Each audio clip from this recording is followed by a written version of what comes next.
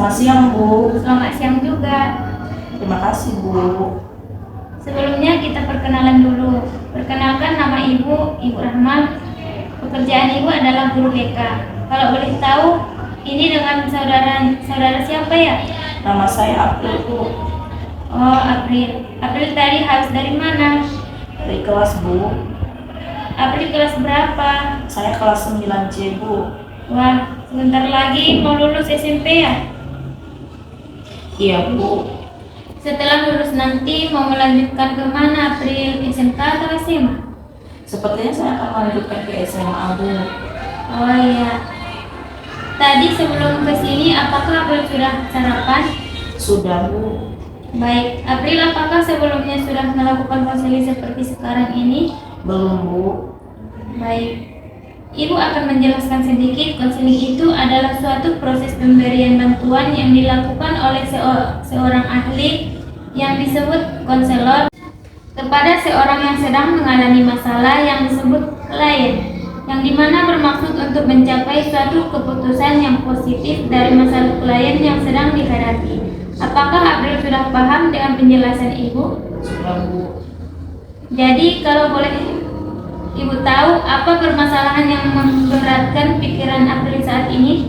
Begini, Bu. Tapi saya masih bingung harus mulai dari mana. Oke, April tidak perlu merasa bingung. Kalau saja nanti masalah yang April disampaikan saat ini adalah sebuah rahasia, April tidak perlu takut dan kebocorannya. Di sini yang tahu tentang permasalahan yang April hadapi hanya Ibu dan April saja. Dan Ibu akan menjamin kerahasiaan tersebut tidak akan diketahui oleh orang lain. Jadi begini, Bu, saya itu sebenarnya ingin berhenti merokok, tapi masalahnya itu ketika saya bersama teman-teman, saya kembali merokok lagi, Bu. Terus terang, Ibu merasa bangga kepada April. Dengan niat April untuk berhenti merokok, itu merupakan satu langkah awal yang baik bagi April. Iya, Bu, terima kasih. Oke, tadi April bilang April ingin berhenti merokok, tapi ketika bersama teman-teman April merokok lagi.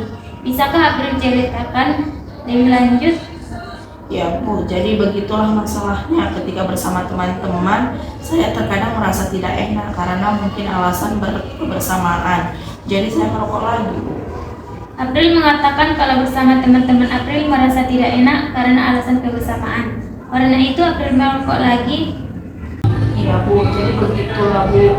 Sebelumnya orang tua April sudah mengetahui apa belum kalau April merokok?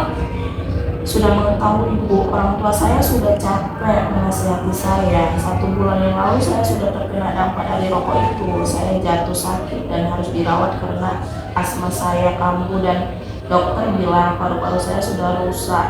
Jadi kalau masih tetap merokok bisa lebih parah dari saat ini, karena itu juga alasan kenapa saya ingin berhenti merokok, Bu. Bagaimana sikap orang tua April ketika itu? Ya, dia menasihati saya, Bu, agar jangan merokok lagi. Setidaknya kalau belum bisa berhenti tapi mengurangi, itu kata ibu saya, Bu. Nah, permasalahannya sekarang ada pada diri April sendiri. Karena sebenarnya April telah merasakan dampak dari merokok itu. Selain itu, orang tua April juga telah menasihati April agar berhenti merokok. Apakah April sudah berbicara terus terang kepada teman-teman April kalau sebenarnya April ingin berhenti merokok? Sudah, Bu, tapi teman-teman aku tetap saja tidak mau mengerti. Dengan saya berbicara seperti itu, malah saya tambah diejek oleh teman-teman saya, Bu. Terus? Ya, karena itu saya merokok lagi, Bu. Saya jadi gak enak karena mereka adalah teman-teman saya, Bu. Bagaimana perasaan April ketika merokok lagi? Ketika merokok bersama teman-teman, saya merasa nyaman dengan mereka, Bu. Kalau ngobrol jadi nyambung, kalau lagi main seperti main PS jadi tambah seru. Walau sebenarnya ada penjelasan di hati saya, Bu, ketika merokok lagi. Jadi April merasa betah dan nyaman ketika merokok bersama teman-teman April. Walaupun sebenarnya di hati April merasa menyesal ketika merokok lagi. Iya, Bu. Jadi saya bingung harus bagaimana. Di satu sisi saya merasa nyaman, tapi di lain sisi saya merasa menyesal ketika kembali merokok, Bu. Jadi April sebenarnya sudah mengetahui bagaimana dampak dari merokok itu. Namun April tetap saja merokok jika bersama teman-teman April karena April merasa tidak enak. Iya, Bu, betul sekali. Jadi saya merasa bingung bagaimana caranya agar teman-teman saya mengerti posisi saya, Bu. April merasa bingung bagaimana caranya agar teman-teman April bisa mengerti keadaan April saat ini. Baiklah, apakah mengutarakan kepada teman-teman bahwa April tidak ingin merokok lagi? Belum, Bu, tapi saya ingin mencoba menyampaikan kepada teman-teman saya bahwa saya ingin berhenti merokok. Di samping itu, dalam kondisi yang bagaimana April harus mengungkapkannya kata yang tepat kepada teman-teman April? Bagaimana ketika lagi kumpul rame-rame, Bu? Itu ide yang bagus. Selain itu, April harus berkomitmen pada diri April sendiri. Bagaimana seharusnya April untuk terus menolak ketika teman-teman April menawarkan rokok. Baik, Bu, saya akan mencobanya. Jadi sekarang Ibu ingin April merumuskan dengan jelas bagaimana seharusnya yang April lakukan untuk benar-benar berhenti merokok. Baik, Bu. Yang pertama, saya harus meyakinkan diri saya terlebih dahulu agar tidak lagi merokok. Saya juga akan membuat catatan-catatan di kertas yang akan saya tempel pada dinding kamar, di handphone, di buku binder saya sehingga saya akan selalu mengingatnya. Bagus sekali, Ibu sangat senang mendengarnya. Dan juga melihat keantusiasan April, sekarang April sudah dapat merumuskan tujuan agar berhenti merokok secara total dengan baik dan jelas. Terima kasih, Bu. Sekarang kalau boleh tahu, kapan April akan melakukan perubahan itu? Sesegera mungkin saya sudah melaksanakannya, Bu. Ibu ingin tahu sesegera mungkin itu kapan? Apakah besok, lusa, atau seminggu kemudian? Saya akan melakukan itu mulai besok, Bu. Saya akan coba dengan semaksimal mungkin. Bagus, lakukan apa yang ingin April lakukan. Oke, sekarang bagaimana perasaan April? Saya merasa sangat senang, Bu. Sekarang Ibu ingin April berjanji kepada Ibu untuk melakukan perubahan itu dengan maksimal.